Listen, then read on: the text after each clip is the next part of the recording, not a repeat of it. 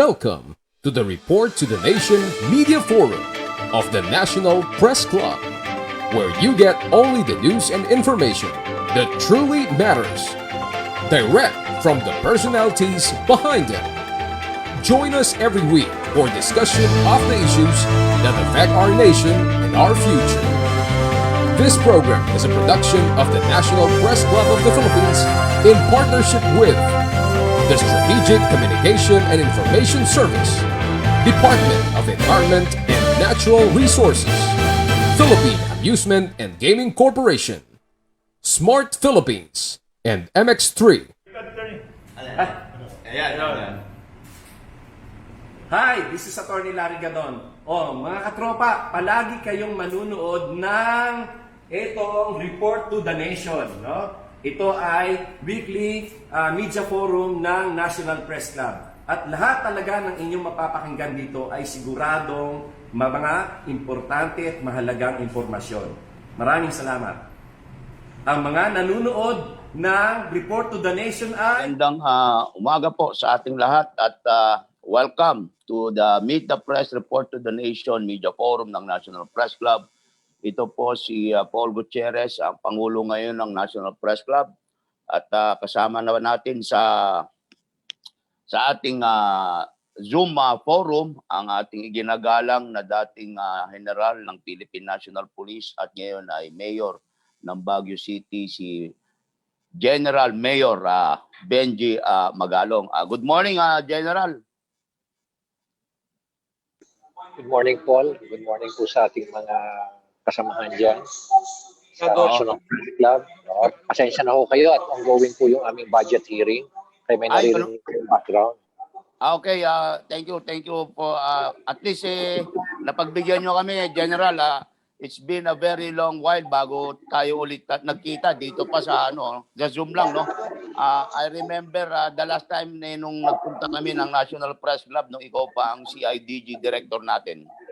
And then subsequently the country is really very happy yung ginawa mong pag-iimbestiga doon sa SAP 44 incident. Kaya siguro tuloy-tuloy ang grasya ika nga na inaabot mo, General, because you have remained an upright soldier and policeman ng ating pambansang pulisya. Congrats for your achievements, General.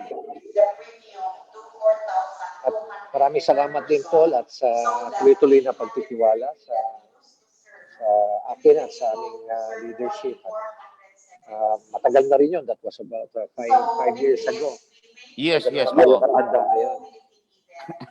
Gano'n na katagal tayo hindi nagkikita. And nung nagawi dyan sa Baguio City yung aming grupo, unfortunately hindi ako nakasama. Ang nandiyan ay ang aming Pangulong si Lakay Gonzalo. But we are also happy na Mayor, hinarap mo naman yung aming grupo nung napadaan dyan sa Baguio City before the pandemic. Yeah, tuwan-tuwa naman ako at nakikita ko lagi si Lakay Rolly dahil kasari sa mga matalik nating kaibigan. At tuloy-tuloy naman ang kanilang suporta dito sa Ciudad ng Baguio at sa mga residente rin. Thank you sir. And kasama rin po natin ngayon sa ating broadcast yung pong aming director at publisher po ng Police Files Tonight, si Director Joe Piso. Narito din po si Welcome to the Report to the Nation Media Forum. Channel 5, saka po si kapatid na George Tabangura at Director Alvin Murcia po ng Philippine Daily Tribune. And with that, Mayor, alam namin very busy kayo. I'll be fielding the first question, no? And before that, gusto po ulit nating pasalamatan yung po ating mga partner stakeholders dito sa ating forum, ang Strategic Communication Information Service ng DNR, ang PAGCOR, ang Smart Philippines, at saka po ang MX3. So, Mayor, unang question, how is Baguio City now? Well, tuloy-tuloy naman yung ating pag-manage ng COVID-19. Ang ating cases na ngayon bumaba na, significantly na bumaba na. Compared to the October na incident wherein we had two major outbreaks dito na almost around 500 plus ang na-infect Mhm. because of those two outbreaks. If you remember, no October, nasa height kami ng mga 57. There was even a time na in one day, nagkaroon kami ng 77 cases.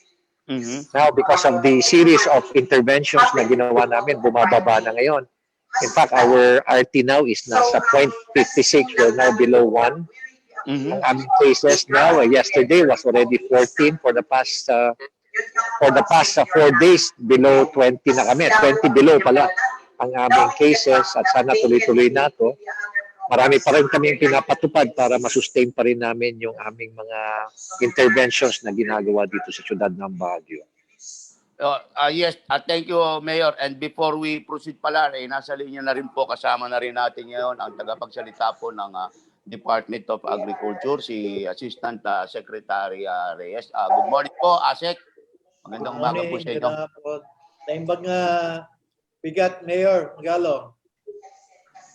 Good morning po, Asek. Nice to hear your voice again. Oo.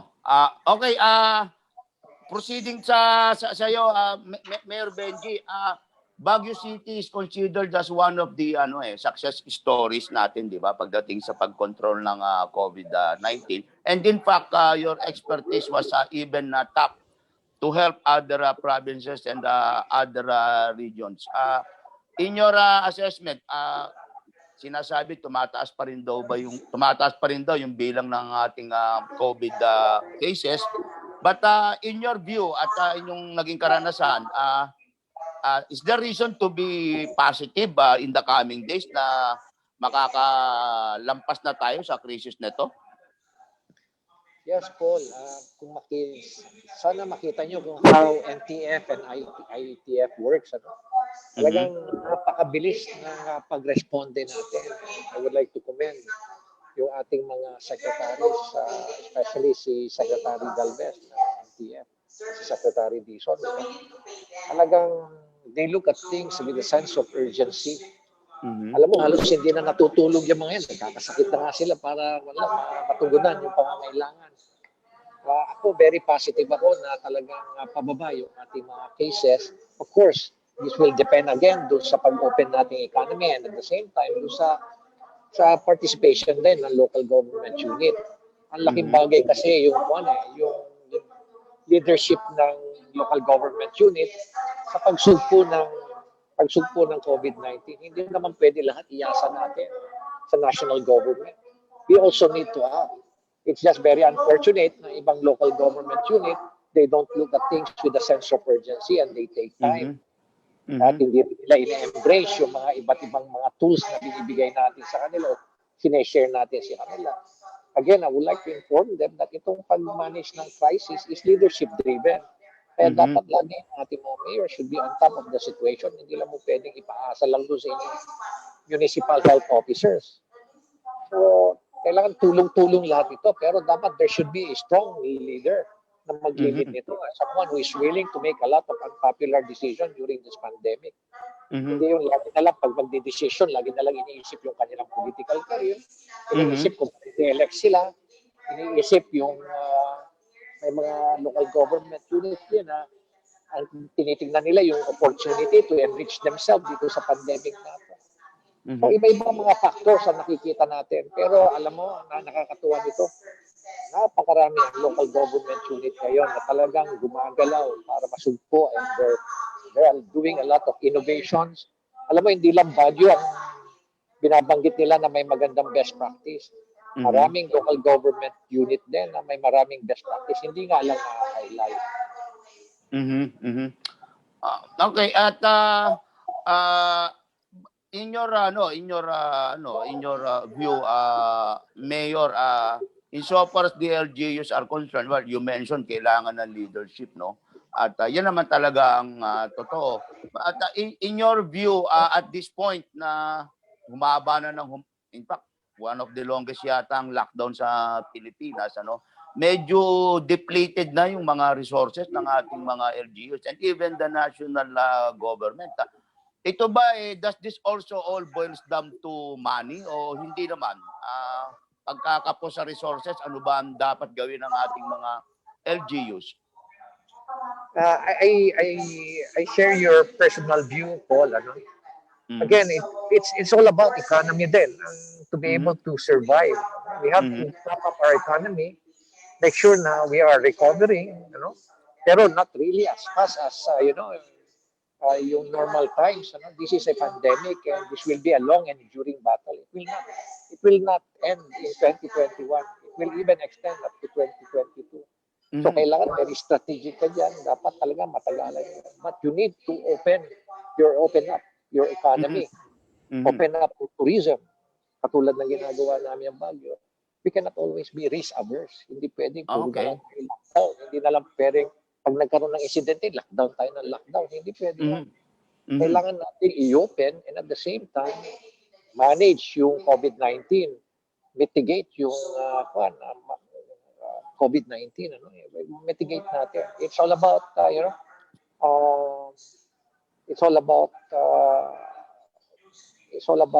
learning how to manage it. We need to learn how to live with it, to coexist with it, to do business with COVID-19, to function with COVID-19. Dapat yun ang gamit pa natin na mindset because COVID-19 will never go away.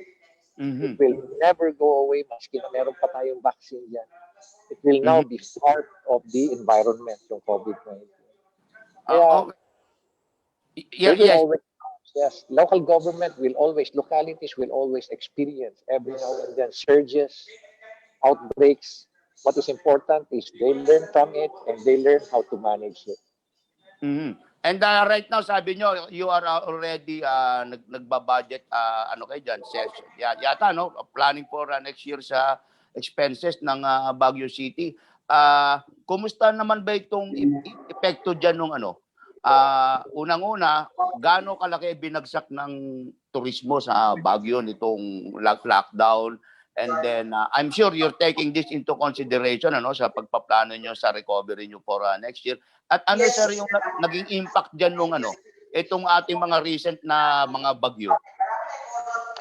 Okay, unang-una, ang impact ng pandemic sa tourism industry napakalaki.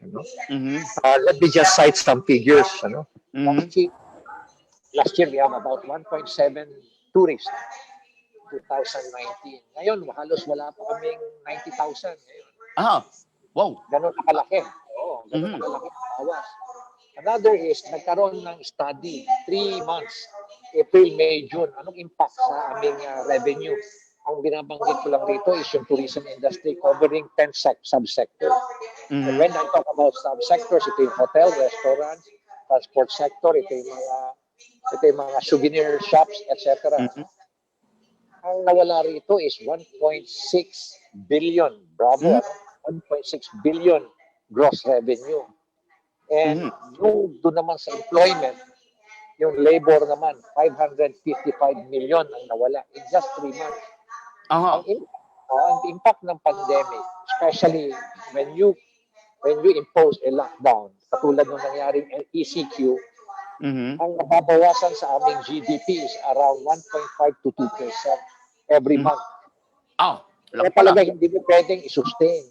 Otherwise, may ibus ka toward the end of the year. Baka negative ka na. Pagko-contract sa economy. So talagang kailangan mong mag-open up. Kaya yun ang ginagawa namin ngayon. We were able to come up with a recovery and resiliency plan wherein we presented it to the Department of Tourism. They like it. They love it. And so they allowed us to open up.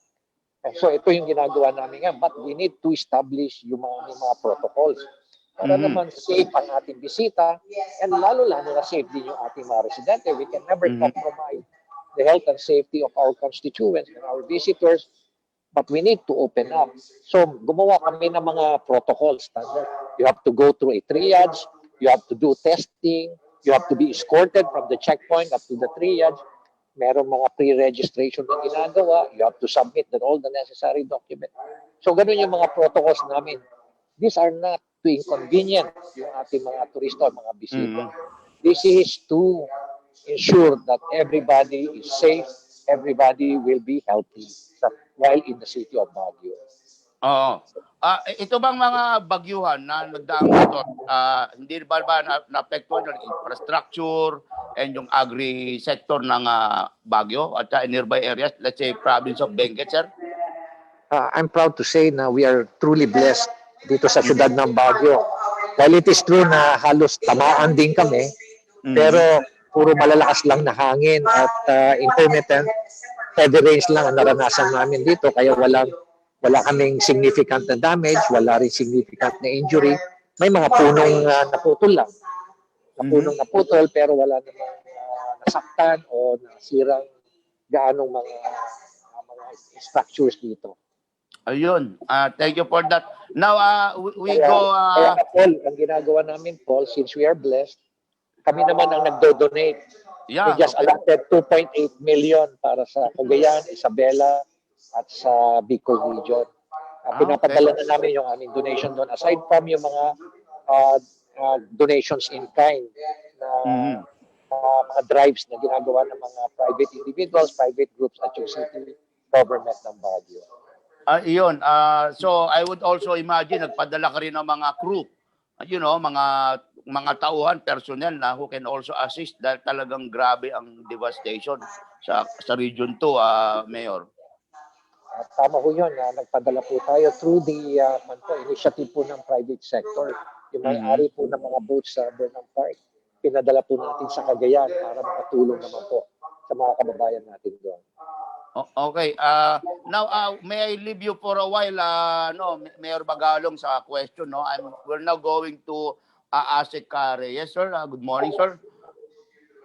Sir, kayo po ang ang nasa sentro ng ngayon, 'di ba? Itong Department of Agriculture dahil nga yung mga nagdaang kalamidad ang laging tinatamaan dito po yung ating agricultural sector. Kumusta po ba ang agricultural sector, sir?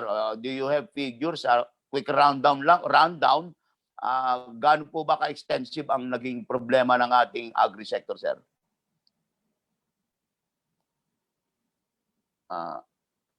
Nakamute ba? Nakamute ba siya? Nakamute siya? Yan, sir. Okay na. Maraming salamat dyan, Benji. Ano ko na lang kay Mayor Magalong, Benji Magalong, na in fact, talagang napakahigpit, no? Madalas kami dyan sa Baguio. Pagbilyara dahil si Secretary ay yung Cabinet Officer for Regional Development and Security, Ports.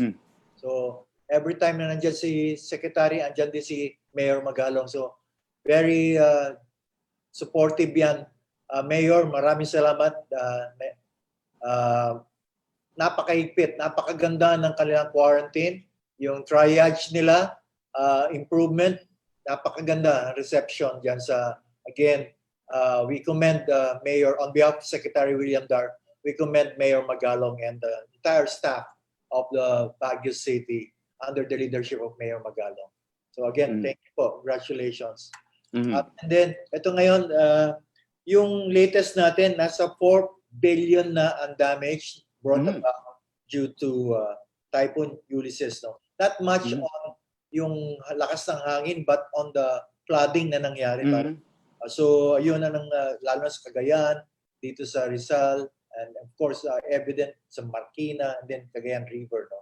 So, naapektuhan po yan ang 6 na riyon sa Cordillera, Ilocos, Cagayan Valley, Central Luzon, Calabarzon, and Bicol region. So, tuloy-tuloy naman po ang ayuda binigay ni Secretary ng Department of Agriculture. Of course, kay Presidente Rodrigo Roa Duterte, nung last Sunday nga, nung linggo, ay nag-ayuda ang Department of Agriculture ng mahigit 2 billion for the Cagayan region. No?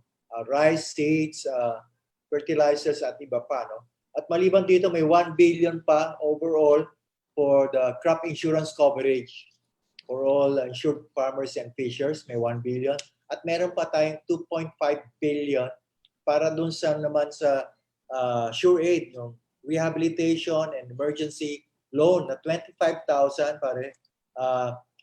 Zero interest, no collateral, 10 years to pay. Yan po.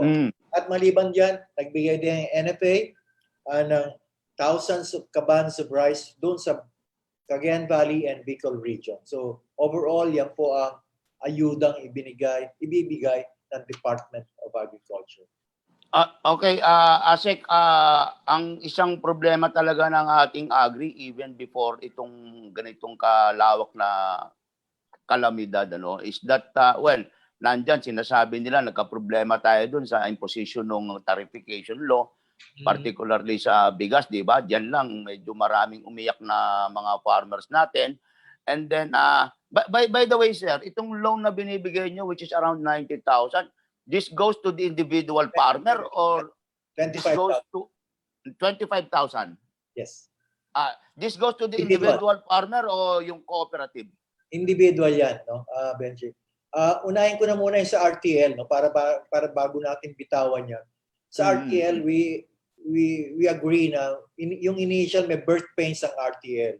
Pero ngayon, lumalaki na ang ani at kita ng ating magsasaka despite bumagsak ang presyo kasi supply and demand yan pag harvest season talagang maraming dagsa ang harvest, kukonti ang buyers, siyempre, no? So, ganyan. Bumababa ang presyo. But then again, ang magandang pangitain ngayon yan, tumaas ang produksyon ng palay natin. Second, third quarter. Hindi lang yon, pati ang agriculture sector. Lahat ng subsectors bumagsak, ang agriculture sector lang ang umangat. 1.6% second quarter, 1.2% this third quarter. So, Benji, napakagandang yan. No? In fact, yan saving grace. No? So, we'd like to seek the cooperation, of course, yung local government units, say Cordillera, lahat. No? Hindi lang nakatuon ang poder sa Department of Agriculture, kami national leadership. But then again, yung local government units, sila mismo ang food czar. Kagaya ni Mayor Magalong, no? And the rest of the governors and mayors nationwide. Sila talaga ang food security czar. Kung ano pangangailangan, meron po silang mga tauhan. At kami naman sa national dito ang nagbibigay ng kaukulang technical and marketing assistance. If need be, the funds.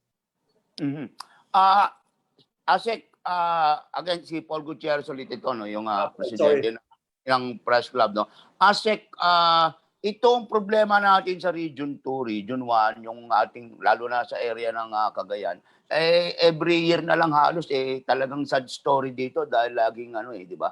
Laging binabaha. Wala bang long-term na nakikitang solusyon ng departamento ninyo at ang iba pang ahensya ng gobyerno to address this perennial issue of flooding?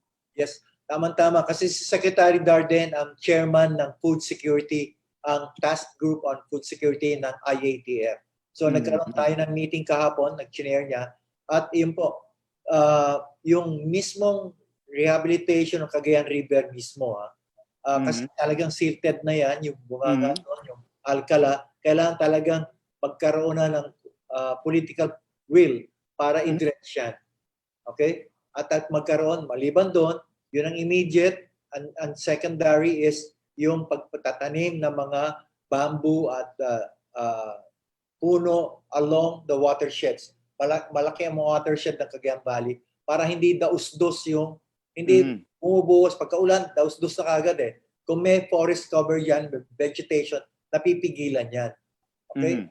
At tapos magkaroon daw ng secondary dam upstream na hindi kagad pag may pwedeng igawan yun. Yan ang sa medium term. So again, maraming plano. Yan ang pinag-usapan daw nila ng mga secretaries noong nandun si Presidente sa Tuguegarao noong linggo. So again, we'd like to see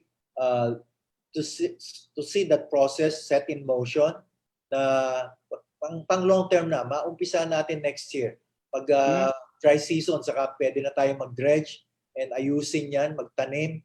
Although matagal ang ang gestation, but then again, para lang makita talagang may gagawin. Hindi lang sa Cagayan River, even sa mga waterways, ba? Naging issue ngayon yung Marikina. Yes, again, ganun din ang solution doon sa on a mini scale. Ibig sabihin, bago dumaan sa Praptanayan, Tipolo, dapat yan may catch basin muna or dam, mini dam para hindi tuloy-tuloy ang tubig pababa sa Marikina Valley. Yes sir, nabanggit mo kanina yung yung political will And alam naman natin na one of the most deforested areas yung lugar in fact pati nga dito sa ating Lamesa watershed nilalaging nila yan Lalo mabigat ang problema ng illegal logging sa Cagayan Valley. 'Di ba? Dati kasi in fact even sa Baguio bawas-bawas na wala ka nang halos makitang pine tree diyan pagka papunta ka ng Baguio, 'di ba? So Region 2, yes. yes sir. So how when you mention the political will paano natin kukumbinsing tigilan na nila ang logging diyan mga politiko rin na naglalaging diyan sir? Poder na ng DNR yan at ng Okay. LGU, siyempre. Mm. Yan, siyempre, may oversight ang ating kung sino man ang cabinet in charge. Ang in-assigned out talaga dyan ay si Secretary Mark Villar saka si Secretary Roy Simatu. So silang dalawa po ang hahawak dyan sa rehab niyan sa Cagayan Valley. Okay sir, speaking of rehab ng Cagayan River, meron ba tayong budget para dyan? Kasi you're mentioning na pwede na simulan yan by next year, but meron bang budget request specifically for the dredging of Cagayan River? Paul, alamin natin yan sa mismong tao, no? Sa Secretary Villar and Secretary Simatu, and then of course the provincial government. Okay. In so far as you're concerned, ang habol ngayon siyempre ng DA ay matulungan makarecover yung ating mga farmers in the devastated regions. Is that correct, sir? Tama. Kaya nga yung ayudang binanggit ko kanina, 2 billion yon, malaki yon. Seeds, fertilizers, and other implements, livestock and poultry, yung pamabilisan. In fact, ngayon, seeds para and seedlings para vegetables para madali at mga ready to lay na mga manok. In several weeks lang, pwede na nating mangingitog na at pwede nang katayin yung broiler. In 28 days, pwede na. So tamang-tama, pag Pasko, marami na. So yan, part yan ng rehab and tulong na ayuda ng Department of Agriculture. Yun din ang similar formula para doon sa Bicol. Yung mabilis, makapagtanim, ma-harvest, o kaya yung ready-to-lay pallets ang tawag nila doon, yung mga inahin na native. Okay. Sir, di ba ang isa sa one of the agencies under DA is NIA, if I'm not mistaken, sir? Hindi po. Unfortunately, ang NIA po nasa poder ng Office of the President kay Secretary Carlo Nograles. Okay. Okay. Sa DA yun. Yeah. Anyway, we're also glad na kasama natin sa sa broadcast ngayon yung ating dating pinalitan ko sa pwesto si Pangulong Lakay Gonzalo. And now I'm opening yung ating mga kapatid sa media. Meron ba kayong tanong sa ating dalawang guest kay Asik Reyes at saka kay Mayor Benji? At may magtatanong ba? Sir Paul, ako. Okay, kapatid na Jocelyn Tabangkura ng Police Files. Go ahead, kapatid. Remate po. Tsaka remate, sir. Remate ka ba ngayon? Remate tsaka police files po. Yun nga, Magalit si Sir Benny. Ayun. Hindi ako mapabanggit si Benny. Baka magtampo. Oo. Sige, kapatid, go ahead. Medyo mahina lang yung yung earphone ko. Kay Asek. Sige, Jocelyn. Nawala po ako eh. Sige po, Jocelyn, go. Yes, sir. Asek, naimbag na bigat kanya. Good. Kaslamatin ka. Tanong ko lang po, clarify ko lang po yung mga figures natin. Okay. Sabi nyo kanina, yung 2 billion po ba para sa Cagayan? Yes, 2 billion po. Rice, fertilizer, and seeds. Yep. Tapos yung 1 billion po para sa insurance coverage, para sa farmers po, tsaka para saan po yung 1 billion, sir? Crop insurance, yung isa 2.5 billion sa SureAid COVID-19 financial program ng DA, ACPC, Agriculture Credit and Policy Council. Opo. Tapos yung 25K po, each... Under yon sa 2.5 billion. Yun ang kabuuang pondo at ang ipamimigay doon as loan May 35,000 per farmer or fisherman. Okay po. Sir, ito na lang. Magkano po lahat yung napinsala na sa agriculture natin? Ulitin ko, 4 billion na, no? Sa taya natin kahapon, as of 5 p.m., November 19, 4 billion po ang damage brought about caused by Typhoon Ulysses, affecting 102,500 farmers and fisherfolk in 6 regions. Ano pong region yung sakop nun? Cordillera, Ilocos, Opo. Cagayan Valley, Oo. Central Luzon, Calabarzon, and Bicol. Okay, sir. Yun lang po. Thank you, sir. Okay, thank you kapatid. Kay Mayor Benji, Mayor, summarize lang ulit natin as you mentioned yung data nyo last year, you mentioned na about 1 million, over 1 million ang tourists, 1.7 million ang visitors ng Baguio, pero nung tumama itong pandemya, wala pang 100,000, around 90,000 lang. Yes, nag-struggle po kami ngayon, Paul. And then you also mentioned na napakalaki ng tama in terms of job losses kasi yung income around 500 million and then about 1 billion ba yung impact doon naman sa ating tourism related sectors? 1.6 billion, 1.6 billion ang loss sa potential revenue. And ang aming revenue rin sa local government, we're looking at a loss of about 250 to 300 million this year. Next year will be higher. Mabuti na lang, nagtaas ng IRA at tumaas din ng first tranche yung aming real property tax. Mabuti, Mayor, walang humihirit na suspend muna yung increase sa RPT kasi lahat tinumaan. Meron na kasi kaming first tranche pa lang naman yan because it's been 9 years since. Yes, Councilor Lulu, please go ahead. Pasensya na lang. Pasensya na lang, Paul, kasi ako nag-preside nung budget hearing. Di ba, okay lang. Okay. So yun ang nangyayari ngayon almost. Ang in-expect na namin next year, baka 400 million pa yung losses namin. Pero ma-offset ng increase ng IRA at so it's a big issue now. Yes.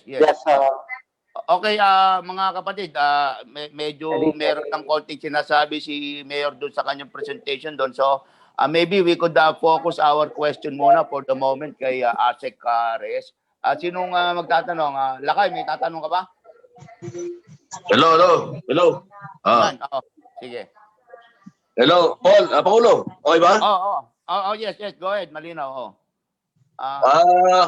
Naimpagabigat, Apo, Asek. Naimpagabigat. Wen, kaslamat ka, Lakay. Wen, paano sistema ng pagsusumbong yung mga nagsasamantala na mga tindero at mga tindera sa palengke? Kasi ang taas ng presyo ngayon. Tama. Unang-una, andyan may local price coordinating council at pangalawa, dun sa market masters nila. Kunyari, sinepak yung market master dun eh. Diba? Dun sila pumunta. May opisina ang mga market masters yan. Mega Q-Mart, Muñoz, Balintawak. May umiikot yan. At pag naibigay nyo na, pwedeng itawag din dito sa Department of Agriculture sa amin. Dito sa amin. At para iparating natin sa bantay presyo, merong ipasa natin sa mismong bantay presyo ng Agriculture and Marketing Assistance Service natin yung AMAS. So, Kasjay Lakay, una, kung may violation po doon sa SRP na nakikita ng mga manininda, kunyari, ang kasi may 260, nakita nyo 280 or 300, i-report nyo po kung sinong tindahan, kunan nyo ng litrato, mas maganda, Lakay. Okay. Litrato, padala at isumbong doon sa mismong market administrator master. At Magkano ba multa dito, Asek? Magkano, magkano multa? Ang alam ko nasa ano yan nasa 50,000 hanggang 2 million yan Depende sa violation. At may Okay. imprisonment yan Pero magaan tayo, binibigyan muna natin ng notice. Yes, yes. Oh. Tanong natin, aling Tessie, saan nyo nakuha yung paninda nyo? Sino nag-deliver? Sinong biyahero? Okay. Bakit ganon? Kasi Okay. ang bibigay na sasabihin sa inyo noon, kasi po, mahal din ang kuha namin Anong resibo? Anong prueba niya? Pakita niyo yung resibo. Itong kuha namin. So, dapat hindi lang sabi-sabi, dapat matuntun natin along the way yung supply chain, Paul, yung sinong pinagkunan niya, magkano ang patong. So, again, yun ang gusto natin paikliin yung supply chain. Kasi napakahaba. Ang dami Yes. kamay Okay, na umahawa. Kaya, ang laki ng patong. Kunyari, ang kamatis sa farm gate, 50 centimos lang. Pagdating dito, 5 piso. Unimaginable times 10. Diba? Okay, Pangulo, yan lang. Thank you, thank you. Asek, maraming salamat. Thank you, thank you. Okay, so if I'm not mistaken, ASIC, di ba, nakadeclare tayo ngayon na parang state of calamity or emergency sa buong Luzon, no? For entire Luzon. Yes, so which means to say, meron talaga munang price control for the moment. Price freeze. Ibig sabihin nun, ayon sa batas, yung mga umiiral na presyo nung bago dumating ang bagyo, dapat yun ang sundin. So, dapat merong schedule, may listahan tayo. So, meron na tayong listahan dati nung SRP, dadagdagan pa natin para ma-cover naman yung ibang hindi na nakasama dun sa first list. So, ngayon, pangalawang listahan ay meron sa gulay at iba pa. No? Kasi ang nasa unang listahan ay baboy, kasim at liempo, galunggong, bangus, tilapia, manok, eggs, ano pa ba, asukal, cooking oil, ayan, beef, yan po. Ayan ang basic, pati bigas pa lang. Bigas at asukal. Well, ASIC, if the National Press Club can help you disseminate all this price list, kindly paki-Viber nyo sa amin or email, then we'll help you disseminate. Yes, papadala ko. Kagat. Yung SRP. And this price list supposed to be effective buong Luzon to. Buong Luzon, yes. Hindi, pero dito sa Metro Manila yung SRP. Sa Metro, sa wet markets, hindi covered po yung supermarkets. Hindi Yes. covered. Kasi alam mo naman, mas malaki ang tawag nito, ang overhead ng mga supermarkets. Kaya ang kami ng SRP ay para sa wet markets, ang public markets. Tapos yung susunod na i-issue namin on a regional basis. So, kasi mas mura naman talaga ang presyuhan ng gulay, karne, kung saan malapit sa production area. Kunyari, Pangasinan, mas mura talaga doon, di ba? Mas mahal sa Metro Manila.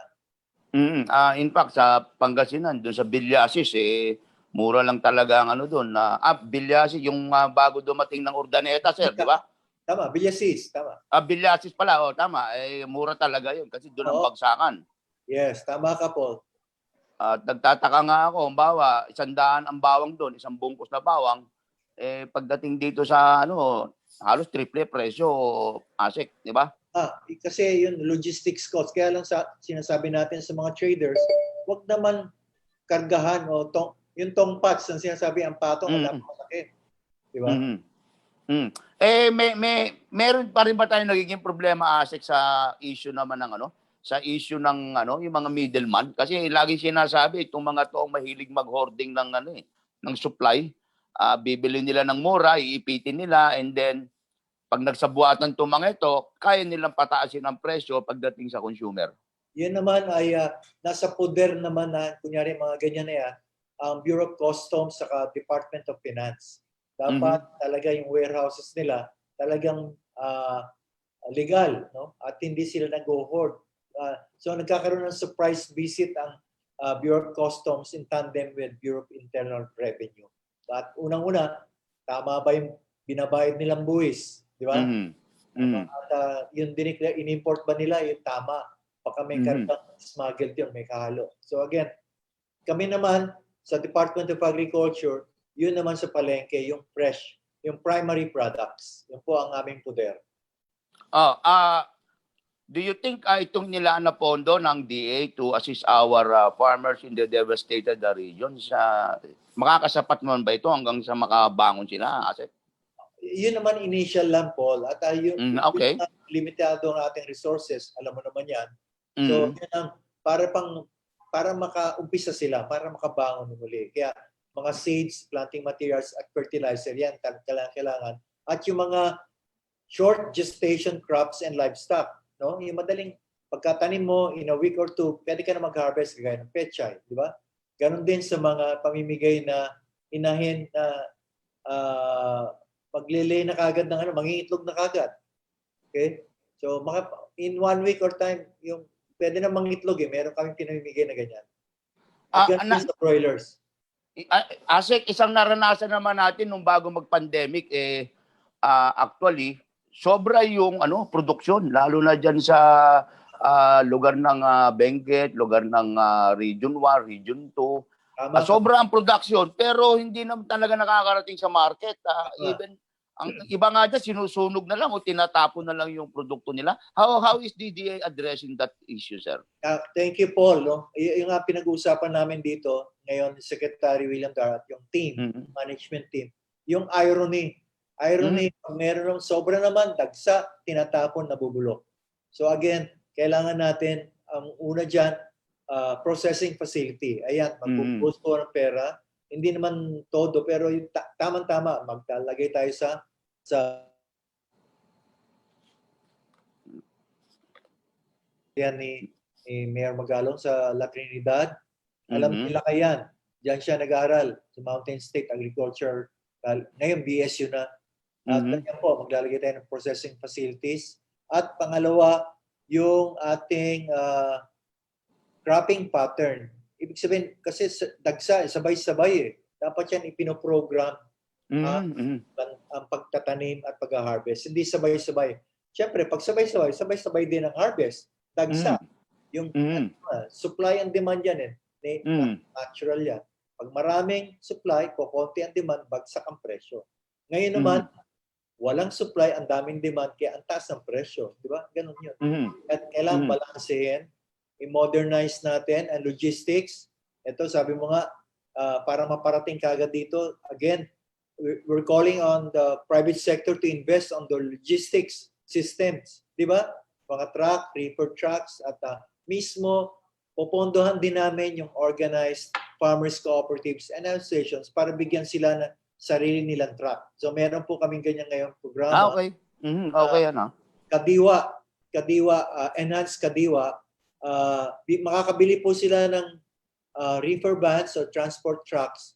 Pero 80% po ang sagot ng DA, 20% sagot ng mga farmers. Di ba maganda na yon? Equity nila 80%. Sa kadang hanggang 1 milyong truck, 200,000 kanila, 800,000 sagot ng DA. Di ba? Maganda yun? Maganda yan.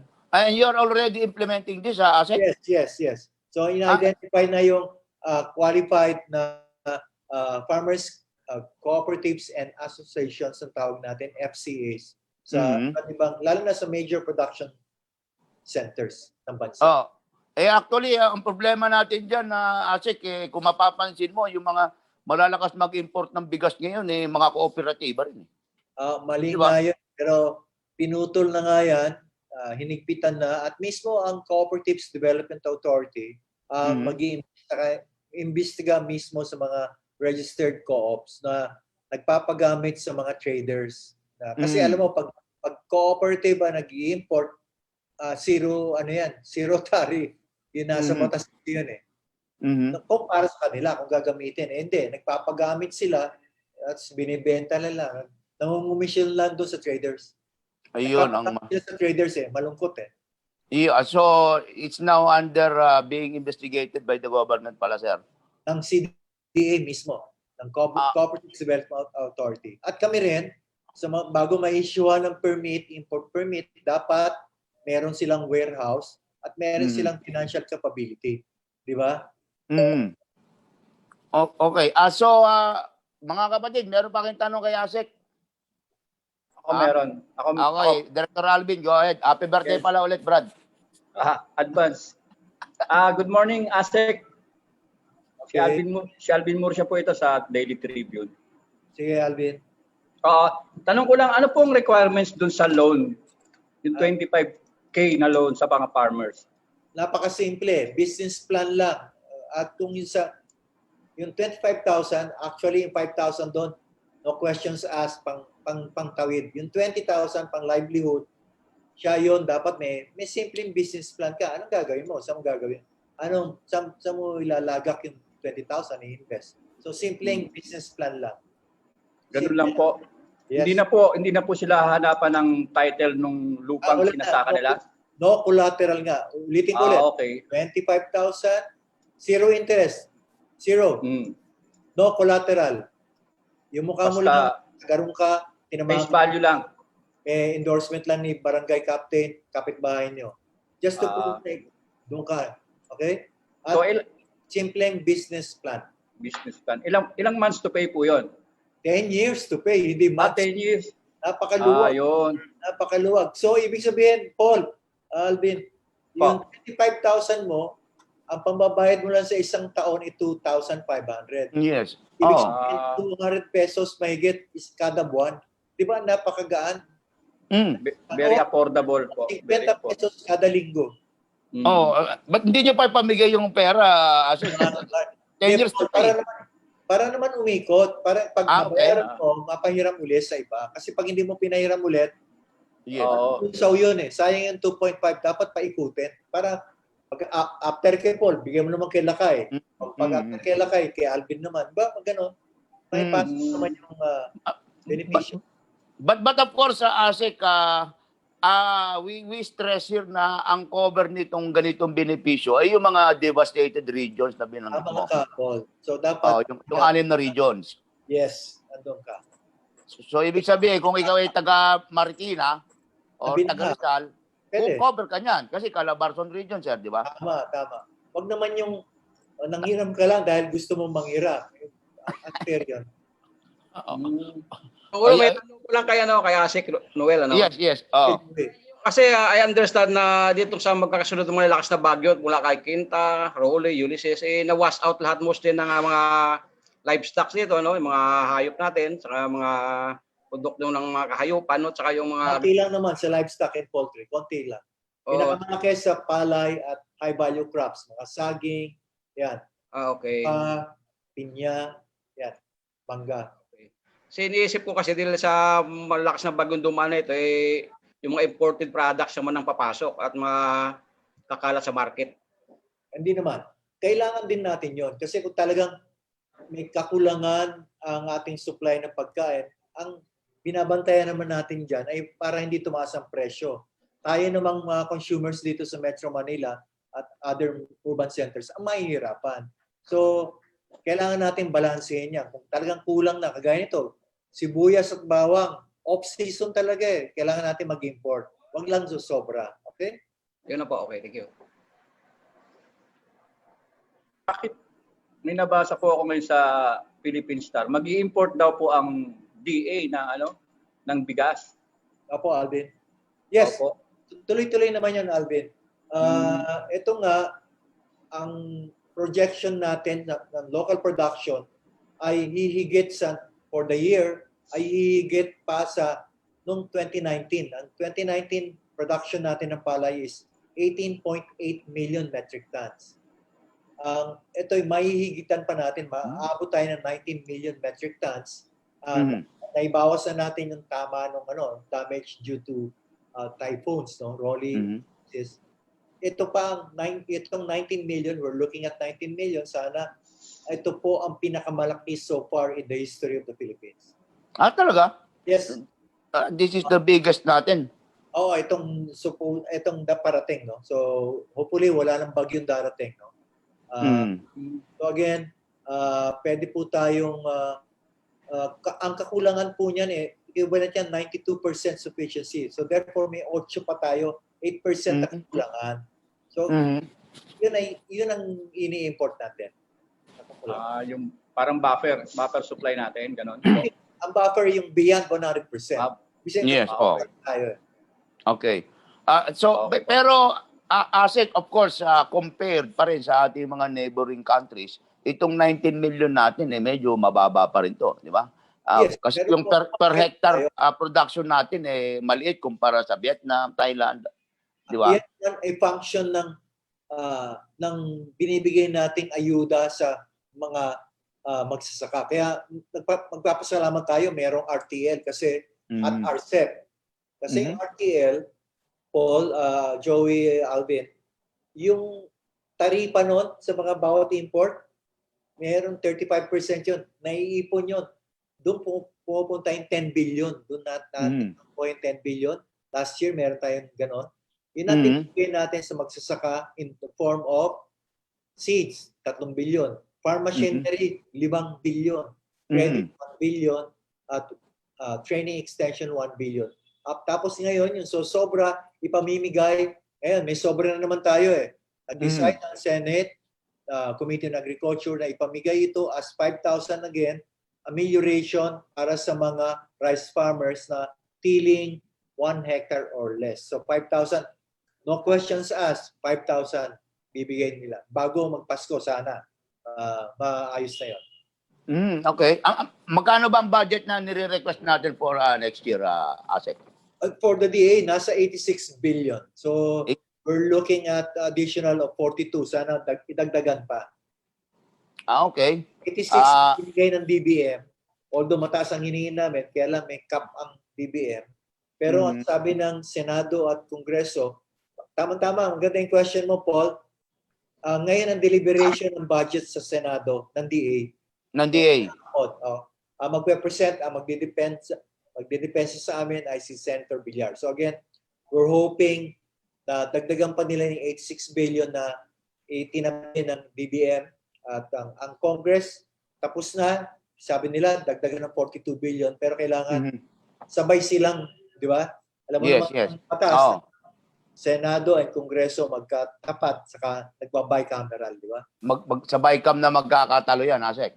Pero dapat congruent na. Ibig sabihin, pantay na dapat ang Senado at Kongreso. Parang wala lang masyadong pag-uusapan sa BICAM.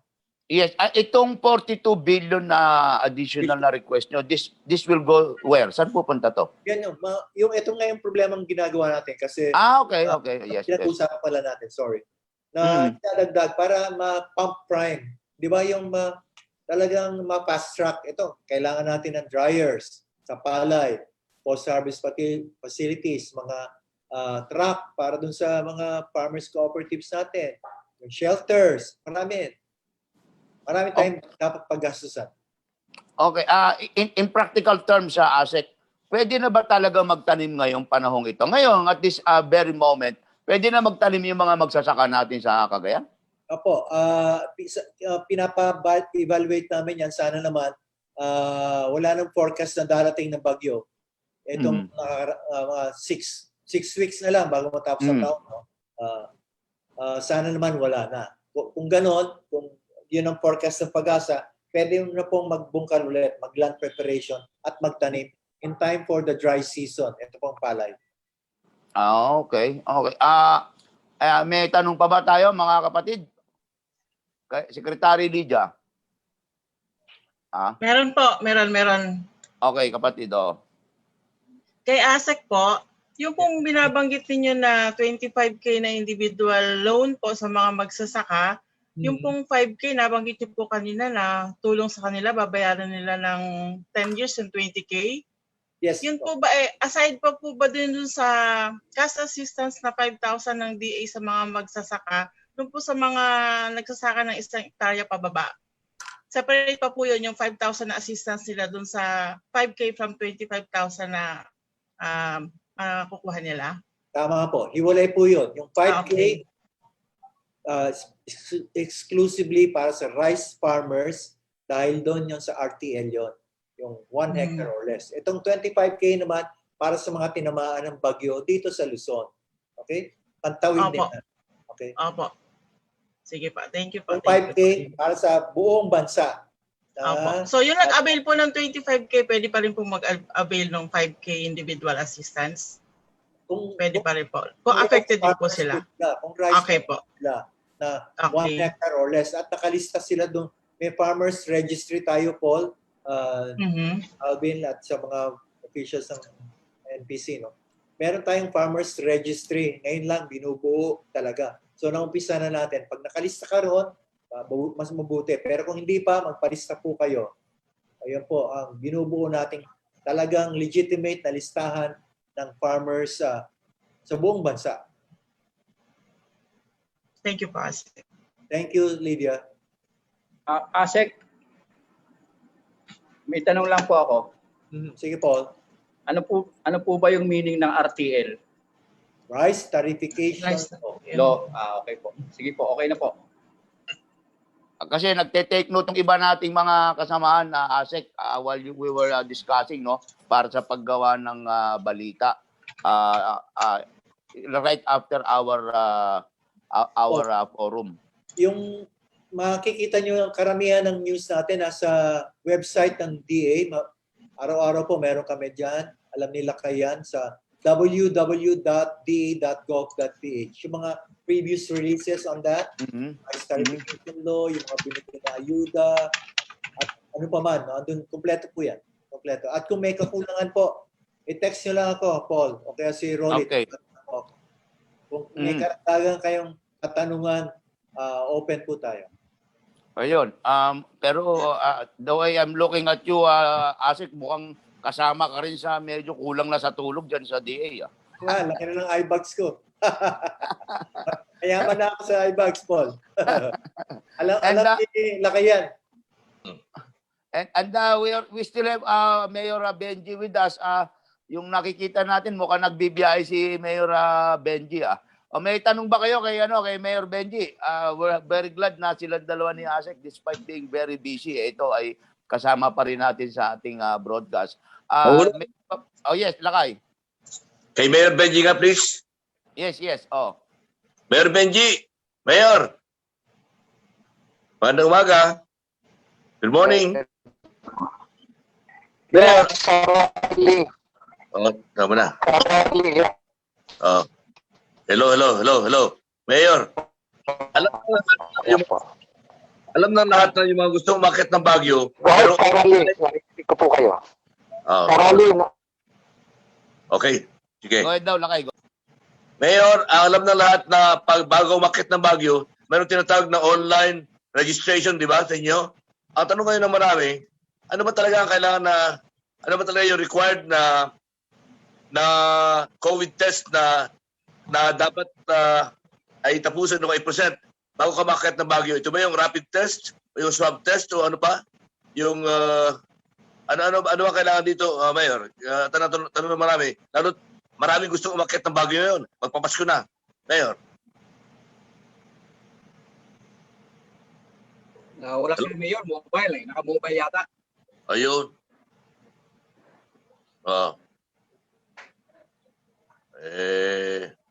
Mobile si Mayor, pare. Mobile. Napuputol. Kung wala si Mayor, si ASEC na lang uli. Isang tanong lang, singit. ASEC Noel.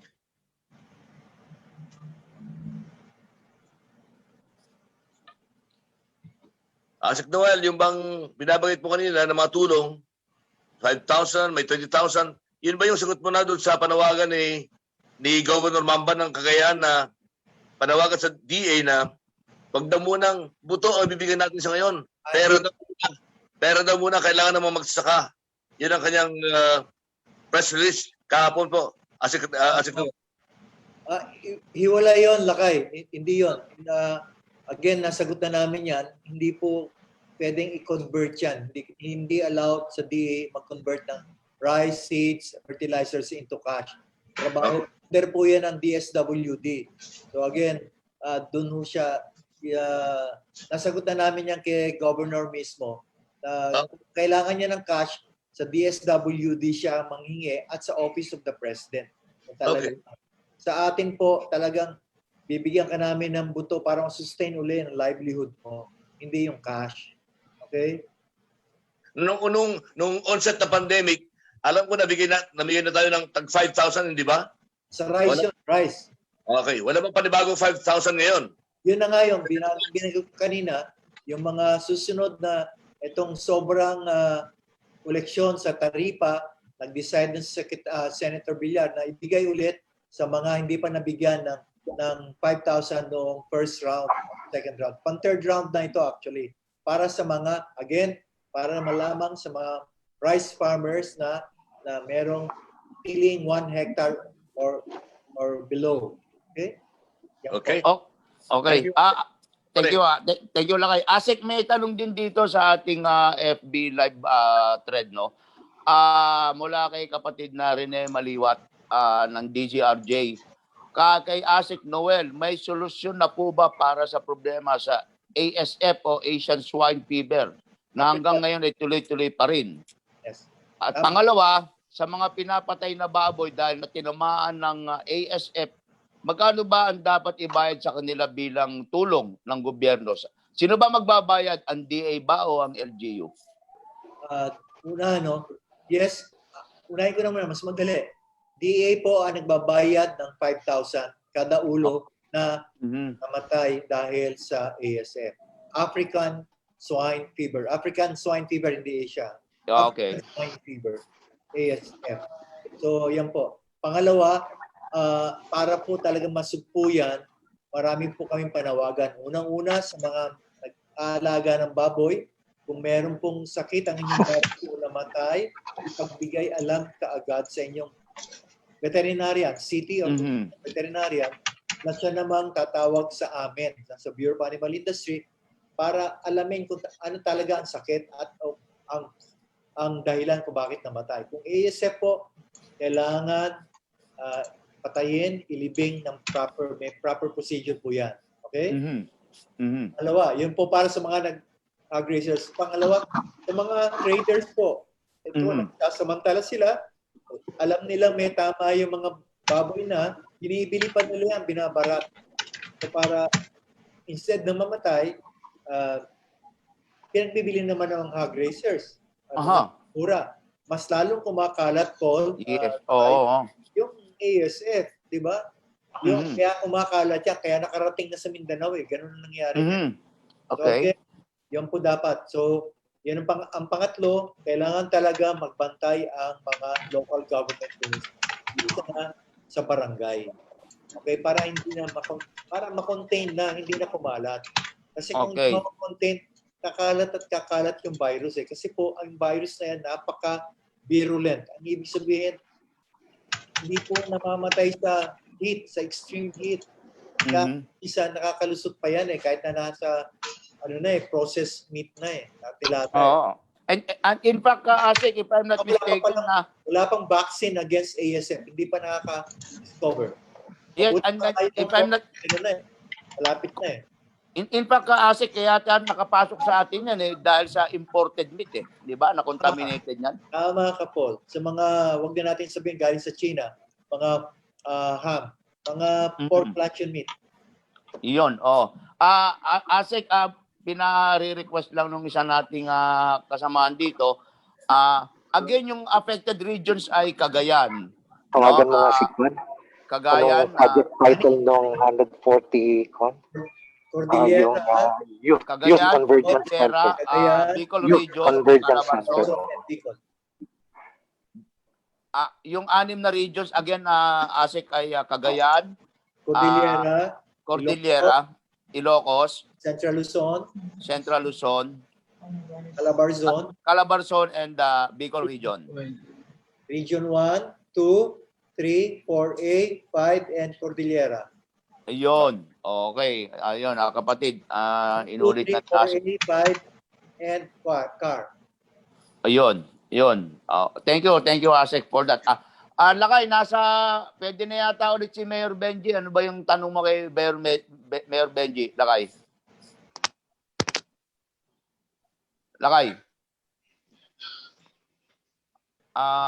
Nawala si Lakay. Ikaw, kapatid na Gina, may tatanong ka ba?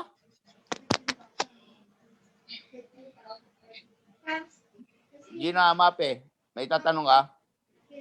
Yes. Maganda.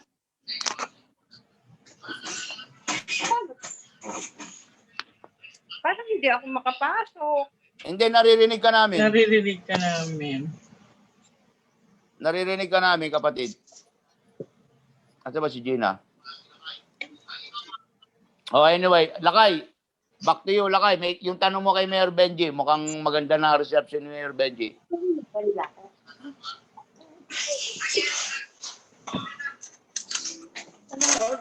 Wala. Wala. Anyway, yan. Oh, Lakay.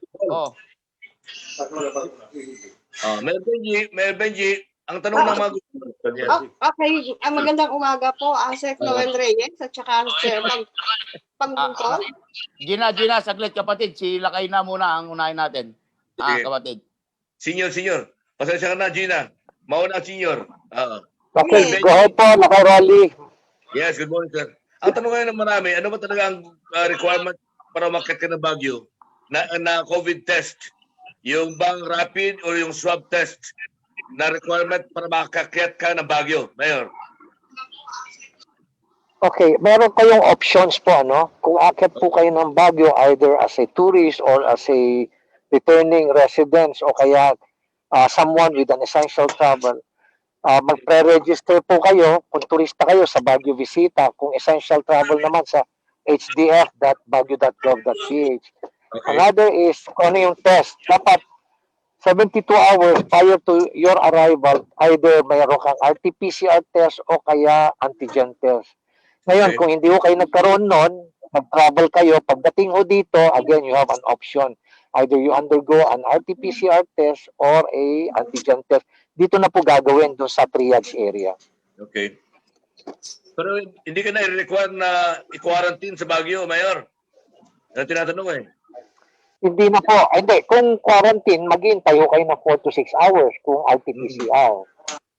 Pero mahal ho yung cost ho nun, mga 3,500 o 4,000. Pero kung gusto nyo naman ho yung magbabayad lang kayo ng mga 3,000, it will take you about 48 hours. Okay.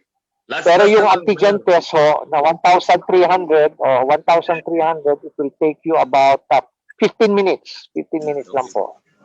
Huling tanong na lang, Mayor. Ilang araw ang papayagan niyong pag-stay ng bisita sa Baguio? Ilang araw? Maski ilang araw po. Maski ilang araw. Kung RT-PCR, maski na-extend po niya ilang araw. Sa kondino, sa pag-antigen, pag anybody, pero kag antigen ang test, every 5 days, kailangan ho siya magpa-test. Okay. Sige, Mayor. Thank you. Para mapagtanong si Gina. Maraming salamat po, Lakay Rolly. Opo. Salamat.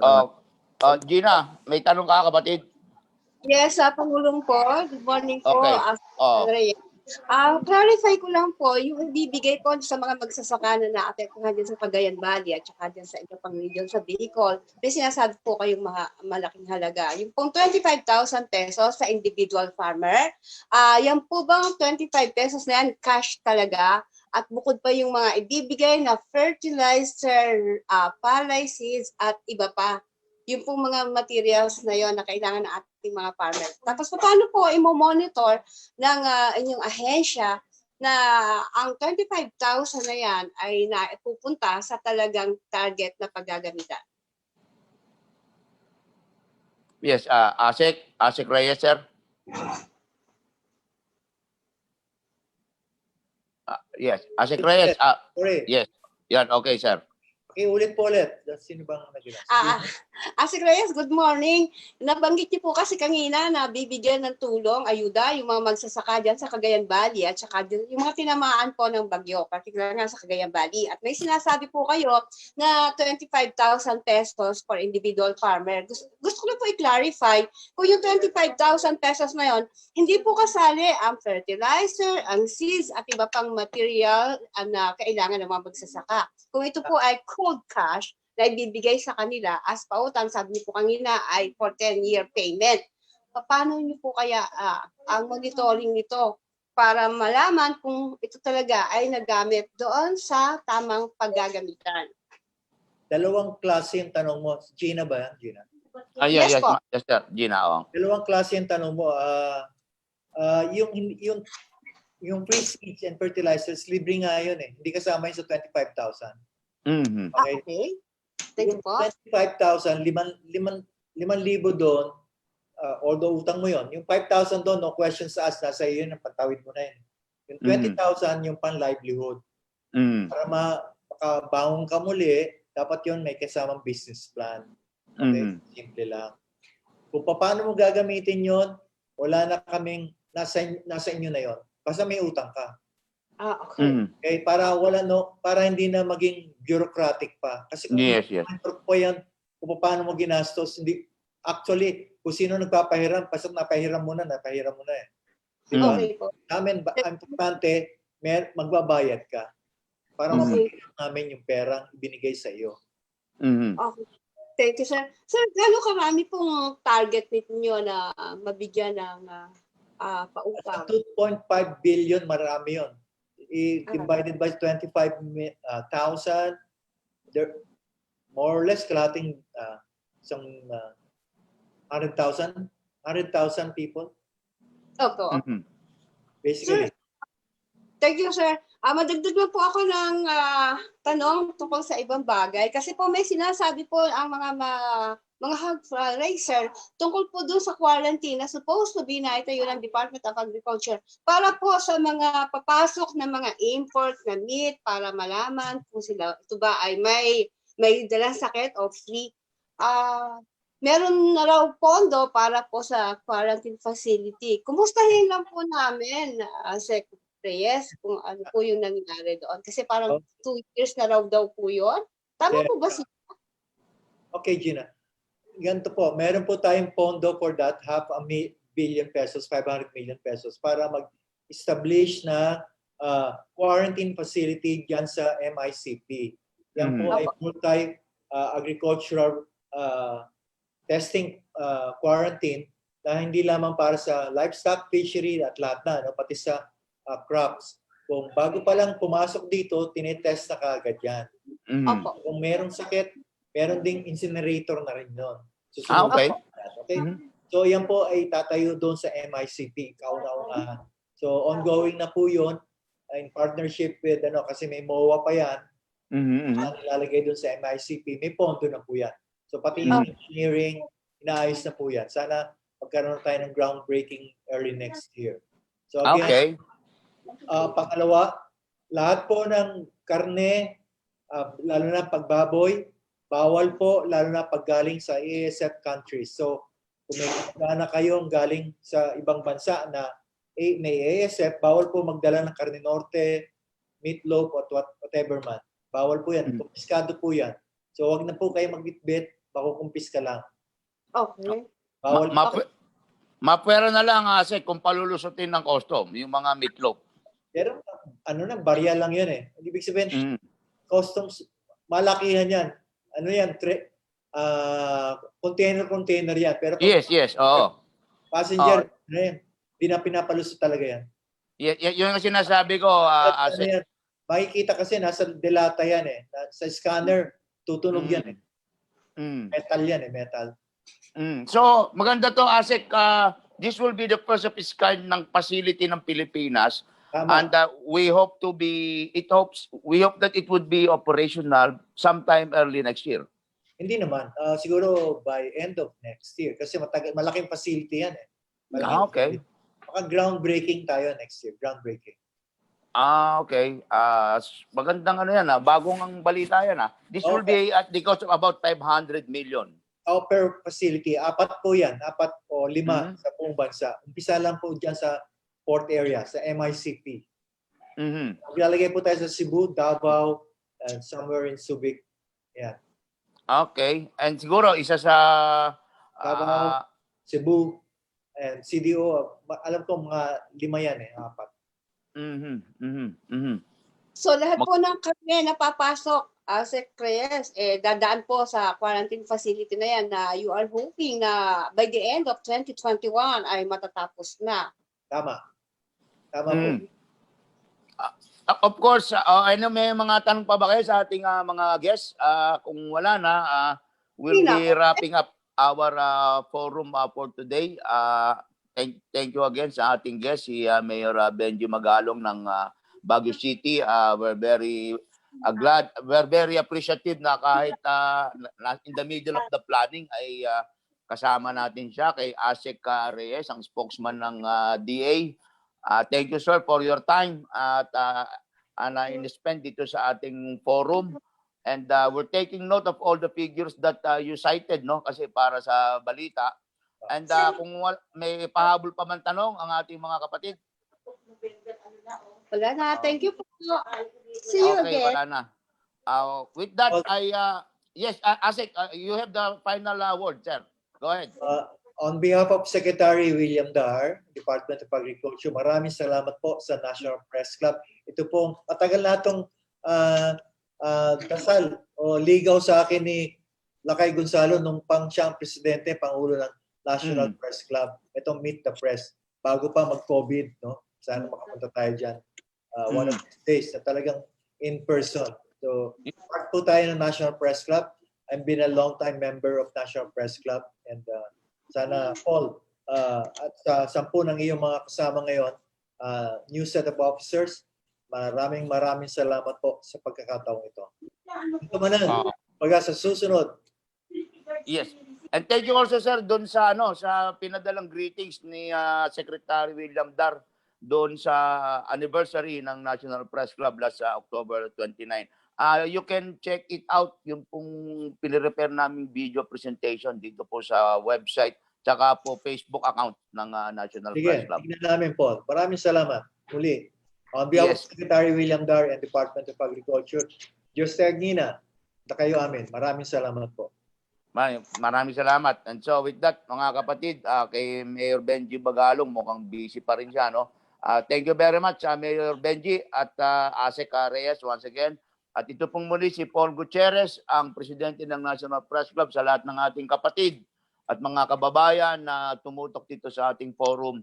We'll see each other again next Friday for the next edition of the Meet the Press Report to the Nation Forum of the National Press Club. Masarap na tanghalian po sa ating lahat. Thank you again, Asek. Thank you, Mayor Benji. Report to the Nation Media Forum of the National Press Club, where you get only the news and information that truly matters, direct from the personalities behind it. Join us every week for discussion of the issues that affect our nation and our future. This program is a production of the National Press Club of the Philippines in partnership with the Strategic Communication and Information Service, Department of Environment and Natural Resources, Philippine Amusement and Gaming Corporation, Smart Philippines, and MX3. Hi, this is Attorney Larry Gadon. Mga katropa, palagi kayong manunood ng itong Report to the Nation. No? Ito ay weekly media forum ng National Press Club. At lahat talaga ng inyong mapapakinggan dito ay siguradong mga importante at mahalagang impormasyon. Maraming salamat.